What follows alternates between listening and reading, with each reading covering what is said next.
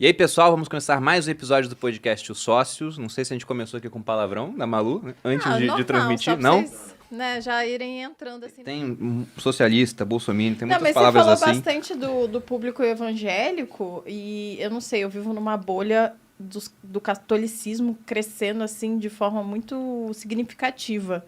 E, de fato, os conservadores católicos estão, para mim, né, eu vivo nessa bolha, não sei. É muito grande. E Também. Eles estão intransigentes, assim. Eles jamais aceitariam algo como o Lula. Assim, o que eu vejo principalmente na campanha, quando a discussão dos costumes voltar. Discussão do aborto. Sim. Ela vai ser uma discussão muito difícil. Muito difícil. Aí eu vejo uma vantagem do presidente Bolsonaro, que ele já tem uma posição firme. Os outros vão ter que se posicionar. E o Lula não fala disso, né? Ele nunca falava disso. Exato. Talvez ele não vai conseguir escapar mais. Vai ter que falar. Vai Vou ter que perguntar. falar. Exatamente. Se ele falar e acompanhar a opinião majoritária da população... Ele vai perder um pedaço do eleitorado dele. Principalmente ele os vai mais chatear. jovens. Que vai votar nele do mesmo jeito, mas talvez não vai estar tão engajado na campanha. Né?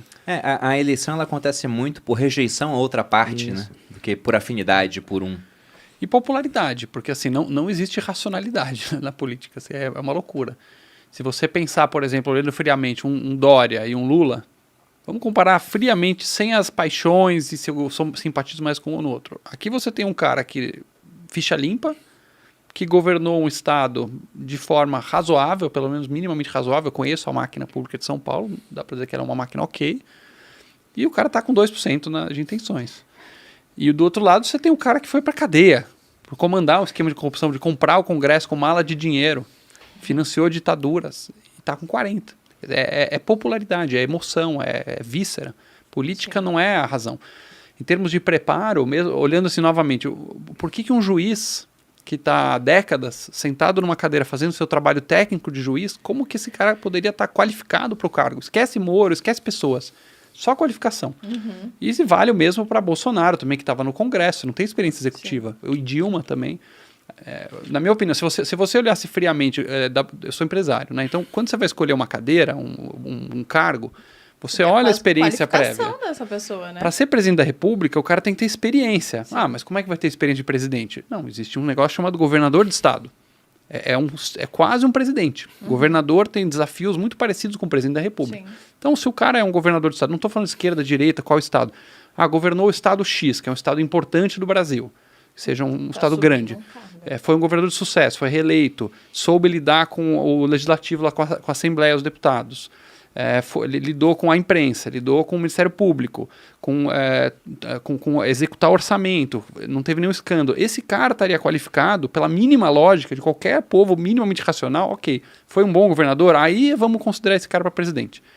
Mas não é assim que funciona. Né? Vem um cara com discurso lá, que seja Bolsonaro, ou na época, né, o próprio Lula, que não tinha experiência quando foi eleito. Realmente é uma loucura isso. Eu tenho uma pergunta, assim, pensando em como que hoje o Bolsonaro está no governo e o Lula, como ele governou faz muito tempo, né? E quando ele saiu do governo, eu não sei, não posso dizer isso, mas ele não conseguiu ser tão esquerda quando ele estava governando, né? Ele era mais centro. E no final das contas, o Bolsonaro acabou indo muito... ele teve que dançar conforme o jogo. Então, qual seria a grande diferença dos dois se um dos dois fosse eleito, né? Se o governo mudaria muito? Hoje a grande dificuldade é o Congresso Nacional. Eu acho que seja Lula, ou seja Bolsonaro, seja Dória, seja Moro, quem quer que seja, Ciro, o presidente do Brasil, tem muita dificuldade em governar. Porque vai ter um Congresso Nacional que já aprendeu, que o Congresso Nacional hoje manda no presidente. Eles enquadram, na verdade, então é muito difícil. Então se cria uma expectativa. Por que a popularidade derrete tão grande? Que cria-se uma expectativa tão grande naquele nome, e quando ele assume, ele vê que se ele não negociar no Congresso lá, ele não consegue fazer nada, certo? Os ministros serão indicados pelos partidos. Os partidos, provavelmente, 60%, 70% dos nomes do Lula, presidente, serão do Centrão, que vai ter que ter uma composição do Congresso. Então, são da mesma turma que hoje que governa. Pode mudar lá, trocam um ministro do PP para o outro do PP, trocam do PL para o outro do PL. Mas, quer dizer, eles continuam participando do governo. É muito difícil. Então, cria-se. O problema da eleição no Brasil é isso. Cria-se uma expectativa tamanha de que tudo vai mudar da noite para o dia e é muito difícil de ocorrer essa mudança. Mas pensando em como que a América do Sul está reagindo agora à esquerda e tal, vocês acham que o Lula, se ele fosse eleito de fato, ele seria mais populistão mesmo? Tipo... Eu acho que, porque com ele certeza. jogou muito com certeza. A parte empresária. Ele foi bom, no final das contas, para... Socialista. Subiu uma hashtag aí de novo. Eu não tenho dúvida que ele terá que dar uma resposta imediata ao principal eleitorado dele. São as camadas mais baixas. Principalmente através dos auxílios. Sim. Isso eu acredito que... Não, muito provavelmente ele vai fazer. Mas o ponto é que o pessoal não enxerga que correlação nem sempre implica em causalidade. Uma coisa é você ser presidente quando você está saindo de um país arrumado pelo Plano Real, com uma dívida pública baixa, e um ciclo de commodities, com preços das commodities... pelas circunstâncias. Também, Estava no ótimo momento, né? Estava no ótimo momento. Agora o momento é completamente diferente. Sim. Exatamente. Dívida pública é quase o triplo do que era na época em relação ao PIB. Inflação, desemprego altíssimo. Agora, é menos... Eu concordo com você no sentido de que tudo é especulação, né, Malu? Obviamente, a gente não tem bola de cristal, mas eventualmente um Lula 3... é menos chance de agora vamos virar a nova Venezuela, a nova revolução bolivariana e vamos estatizar tudo, e espantar o empresariado e tirar os ricos daqui. Menos isso, até porque ele precisa de uma economia minimamente funcionando para manter a máquina e as gangues todas bem alimentadas. Né? Não, é isso, o Estado, a máquina de moer pobres, que rouba o cidadão comum e alimenta os grupinhos de poder, tem que manter essa máquina azeitada.